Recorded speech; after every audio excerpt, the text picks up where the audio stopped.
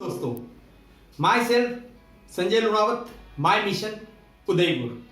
आज का हमारा टॉपिक है इंडिया वर्सेस चाइना की जो क्राइसिस चल रही है, इसकी पृष्ठभूमि क्या है वो जान लेते हैं।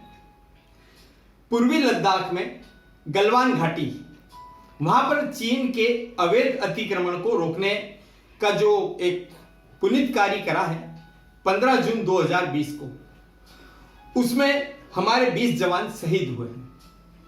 अब इंटरनेशनल लेवल पर चाइना की इस तरह की जो ड्रैगन पॉलिसी है ना कि इंच बाय इंच साम्राज्यवादी नीति, उसको रोकने के लिए अमेरिका ने भारत, जापान और ऑस्ट्रेलिया के साथ एक क्वाड अनौपचारिक संगठन है, उसके थ्रू प्रतिरोध कर रहे हैं।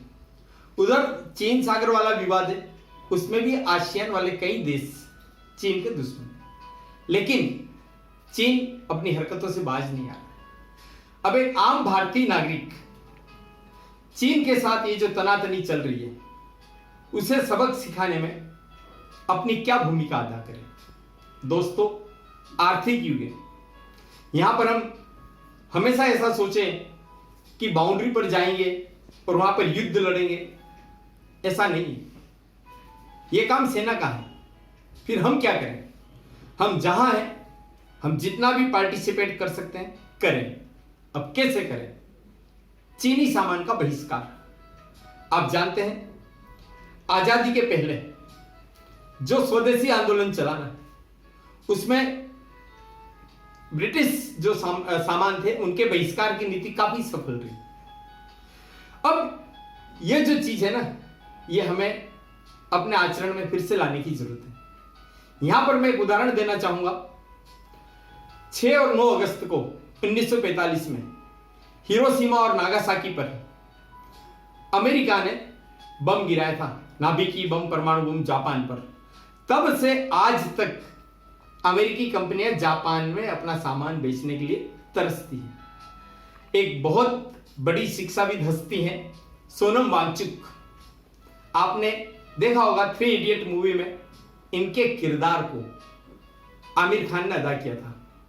अभी उन्होंने इस मसले पर एक बहुत शानदार और बहुत प्रैक्टिकल एग्जाम्पल दिया है। उन्होंने कहा कि भारत की आबादी में जैन मात्र 0.4% है। ध्यान दीजिए, आधे % से भी कम, लेकिन वह शुद्ध वेजिटेरियन है, शुद्ध शाकाहारी है और जमीकंद यानी आलू, प्याज, लहसुन का उपयोग भी अधिकतर नहीं करते हैं।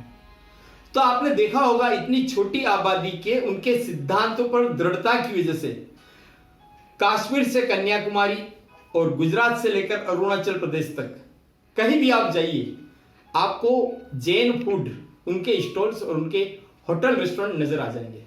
बस इसी तरह की दृढ़ता हमें made in China, made in PRC, 630 barcode से शुरू होने वाले सामान के प्रति और चीनी एप्स के प्रति रखनी होगी।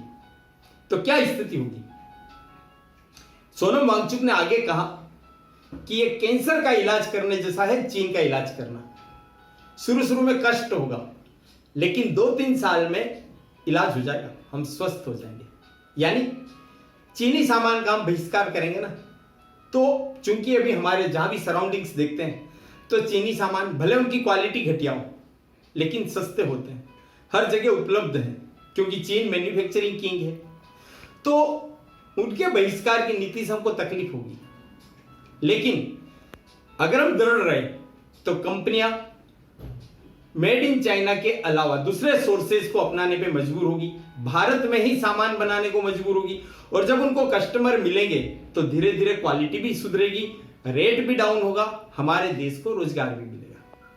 अब यहां पर देखिए, अभी हमारे माननीय प्रधानमंत्री जी ने लोकल फॉर वोकल एक नारा दिया है। आमतौर पर मेरे कुछ साथी अपने व्हाट्सएप स्टेटस पर लगाते हैं कि सब कह रहे हैं चीनी सामान का बहिष्कार हो। अरे कोई जनता अपना थैला लेकर चीन तो नहीं जा रही, सरकार उनकी कंपनियों पर बैन कर दे।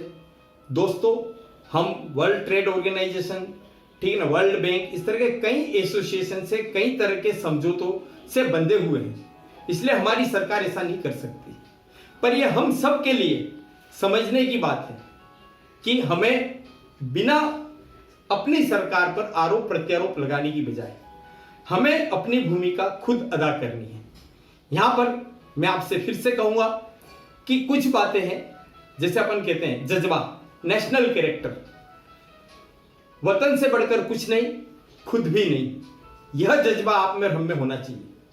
जब किसी बनिए से हमारा झगड़ा होता है ना, तो हम कभी उसकी पेड़ी नहीं चढ़ते हैं, उसकी दुकान से 1 रुपये का भी सामान नहीं खरीदते हैं, हमारे दोस्तों को और रिश्तेदारों को पाबंद करते हैं कि अरे भाई तुमने अगर वहां से खरीदा ना तो अपने संबंध खत्म हो जाएंगे।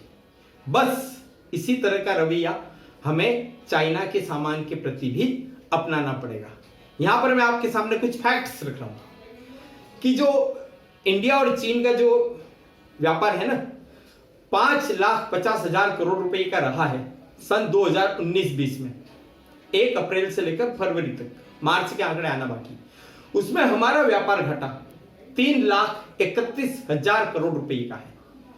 जो भारत का कुल व्यापार है ना, उसमें चीन की भागीदारी 11% है।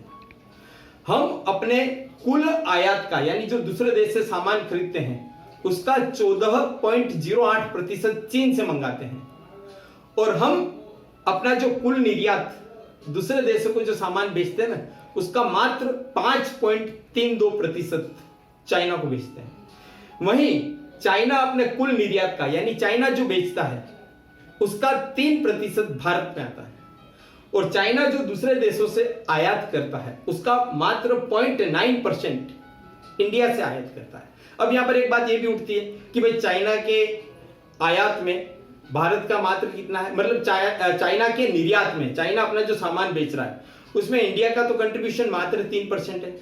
तो हमारा प्रतिबंध चीनी आइटम के बाइकआउट करने से चीन को क्या नुकसान हो जाएगा? 3% में। लेकिन याद रखिए, इंडिया क्या वर्ल्ड पावर है, हम वर्ल्ड लीडर बनने की राह पर हैं। दुनिया के बहुत सारे देश चीन से दुखी हैं, उनको कोई रास्ता नहीं मिल रहा है। ऐसे में अगर हमारी ये पॉलिसी है ना सक्सेस हो जाती है, तो दुनिया के दूसरे देश भी इस राह पर चल पड़ेंगे, और जब चीन सामान का बहिष्कार होगा ना, तो चीन की अर्थव्यवस्था टूट जाएगी।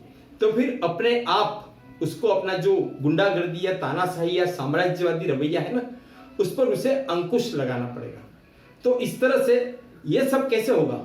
ये एक राष्ट्र के तौर पर हम सभी बिल्कुल इंटीग्रेटेड होकर के एक मानस के साथ बहिष्कार की नीति को सफल करेंगे, तभी ऐसा होगा। अब देखिए कि चीन ने भारत को घेरने के लिए हमारे सारे पड़ोसियों को भारत के विरुद्ध उकसा रहा है, उन्हें लालच दे रहा आर्थिक, वो उसी पैसे के दम पर दे रहा जो हमसे कमा रहा है। इसलिए उस स्ट्रिंग ऑफ पल्स, मोतियों की माला जो रणनीति बना रखी है, हमें उसे भी विफल करना होगा। इसके साथ ही एक बात और ध्यान रखिए कि जब भी ऐसे संकट की घड़ी आती है ना, तब सबसे बड़ी एक्शन हमें आर्थिक मुद्दे पर ही, आर्थिक फील्ड में ही हमको निभानी पड़ती है। हम चीन के शत्रुतापूर्ण रवैये को 1962 में भुगत चुके हैं। 1954 में एक नारा आया था, हिंदी चीनी भाई भाई, तब भी हम भ्रम में रहे दोस्तों, आज भी हम भ्रम में। अब समय आ गया है हिंदी चीनी बाय बाय कहने का। ये जो चीनी है ना, इन्होंने बहुत अपनी वाली कर ली, अब इन्हें घोल करके पीने का टाइम आ गया है।